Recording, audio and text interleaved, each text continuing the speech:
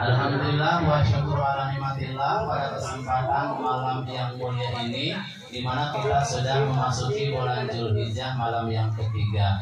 Bagi jamaah yang berpuasa, tanggal 1 akan diampuni dosanya oleh Allah Subhanahu wa taala. Tanggal 2 sampai tanggal 5 akan diijabah oleh Allah. Tanggal 6 dan tanggal 7-nya pahala ganjarnya sangat berlipat ganda. Apalagi tanggal 8 Tarwiyah dan 9 Arfahuyahnya, dosa yang dahulu dan dosa yang akan datang diampuni oleh Allah Subhanahu wa taala. Semoga Allah memberikan taufik hidayah, kekuatan lahir batin, panjang umur, bisa melaksanakan maksimalnya 9 hari berturut-turut, minimalnya 2 hari berturut-turut, dan sunnah yang paling muakkadnya adalah tanggal 9 di bulan Zulhijjah yang disebut Arfawiyah, di mana di situ akan melaksanakan wukuf di Arfah sebagai rukun sah dan tidaknya haji di tanggal 9 bulan Zulhijjah.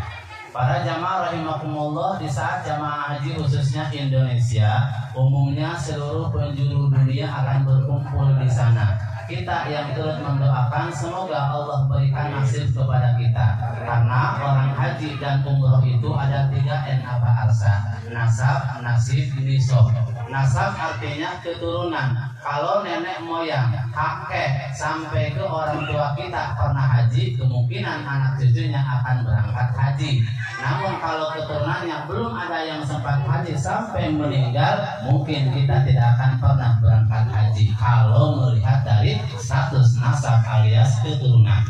Yang kedua, nisab, ongkos. Lihat zaman sekarang orang kaya ongkosnya sudah lunas, ngantrinya harus sekian tahun. Bahkan ada haji halimah, udah lunas ongkosnya, sampai ke halim belum ada nasib, akhirnya pulang lagi ke rumah, disebutlah haji halimah. Tahun kemarin mah sangat ironis, sudah sampai ke Jeddah Abdul Aziz, karena pisahnya, travelnya, penipuannya, mereka tidak diterima oleh Saudi Arabia, akhirnya mereka dipulangkan kembali, padahal sudah memasuki wilayah Saudi Arabia. Itu ongkosnya sudah lunas. Bagaimana kalau kita belum ada ongkosnya?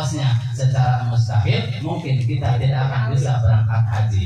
Namun ada N yang ketiga, yaitu nasib, ketentuan dari Allah yang sudah ada panggilan zaman Nabi Allah Ibrahim alaihissalam. Walaupun status nasab keturunan kita belum pernah haji, ongkosnya tidak ada, tapi kalau sudah ada nasib, insya Allah bisa berangkat haji atau umroh. Makanya ada istilah haji kosasi. Insya Allah seperti Epapun Fahmi tanggal 18 Juli yang akan datang, itu umrohnya kosasi, ongkos dapat ngasih. Mudah-mudahan dengan nasib, walaupun kita tanpa status keturunan, tanpa ongkos, insya Allah kita ada harapan untuk berangkat haji atau umroh. Makanya dari sekarang sampai seterusnya, mintalah nasib kepada Allah Subhanahu wa taala. Para jamaah rahimakumullah, berbicara tentang kematian, di mana almarhumah tersebut meninggalnya pada hari Jumat, dan sekarang 7-nya malam Jumat. Sudah jelas dan pasti hadisnya sahih, orang yang meninggal di malam Jumat, orang yang meninggal di hari Jumat, insya Allah syahid. Kita doakan mudah-mudahan almarhumah ibunda tercinta dari Bapak Ustaz Daud yang bernama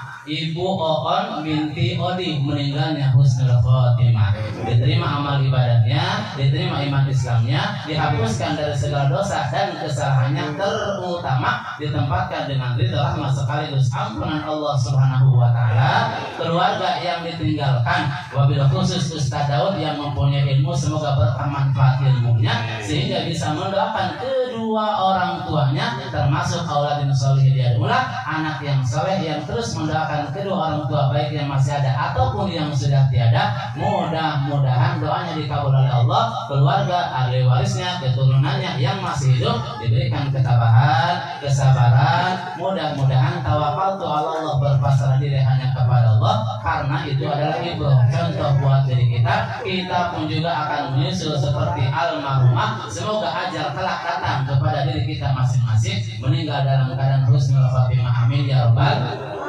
Insya Allah malam Jumat depan kita sudah mulai takbiran. Jumatnya tanggal 10 Lebaran Haji.